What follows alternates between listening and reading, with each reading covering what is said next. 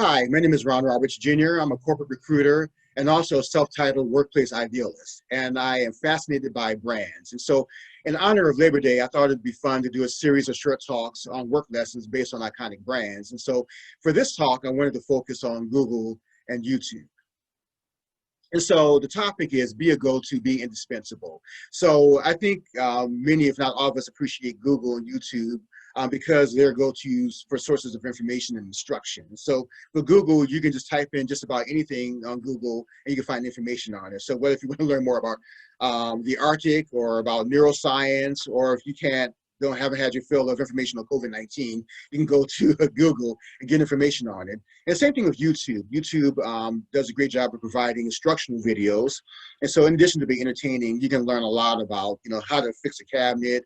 If you have questions about how to maybe fix, some sort of food dish, you can go find it on YouTube. And the cool thing for me is that my wife has been able to hone her artistic abilities by finding some great videos on YouTube. She's even been able to find some things that help her as she does her hair at home. So to Google, YouTube are great go-tos. And they're indispensable to us in terms of the way we operate as far as gathering information. And so as a translation to the workplace, the encouragement is for me and for all of us to try to figure out ways to be go-tos at work so that we can become more indispensable. So I wanted to quickly go over a few points from an article, how to become a go-to person at work. And this article is on Career Builder. So number one, be good at what you do.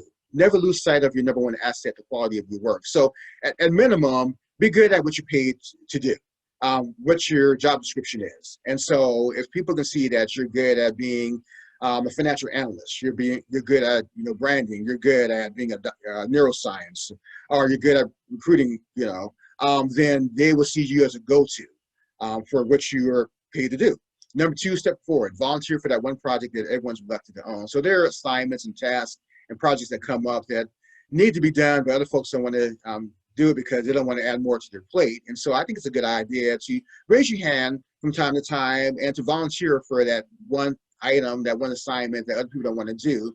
And if you're in the habit of being a person that can raise your hand to help the team out, then people are going to remember that. And certainly your bosses and your leaders will hopefully reciprocate, and they'll keep in mind for opportunities down the line because they know they can count on you to step up.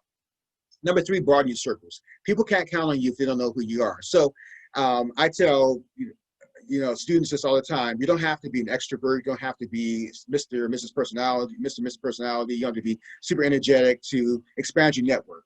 Find some way to get connected to people outside of your current circle so that people can know who you are.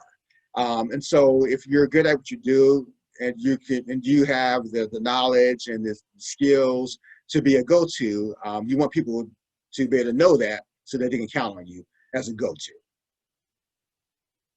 All right, and a quote here that I wanted to add by Brian Tracy. He's an author and also he works in the motivational, inspirational space.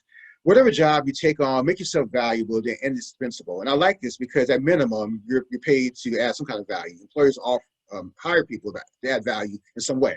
So make yourself valuable at minimum, but also then indispensable. So if your employer finds themselves in a situation where they have to lay off, you don't want to be the first person that comes to mind. You want to be the last person that they consider laying off. Or hopefully you'll be in a position where they can't lay you off because you're indispensable. And then I wanted to conclude my talk with some recommended articles. There's lots of information on the internet on this topic and others, but some articles to start you off with. 42 ways to make sure people like you and respect you. 47 habits of highly successful employees. How to become a go-to person at work. So just some information to get you started. So hopefully you found some benefit by listening to this talk, and hopefully you'll join me in trying to figure out ways to be more of a go-to in your workplace and to be indispensable. All right, so thank you for listening.